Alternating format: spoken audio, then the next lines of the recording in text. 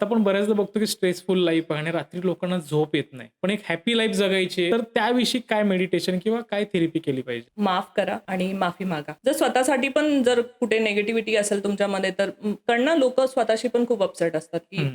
मी नाही हे करू शकलो, मी नाही ते करू शकलो. स्वतःला माफ करा, लोकांशी माफी मागा. मला जर कोणामुळे दुःख झालं असेल तर मी त्याला पण माफ करते.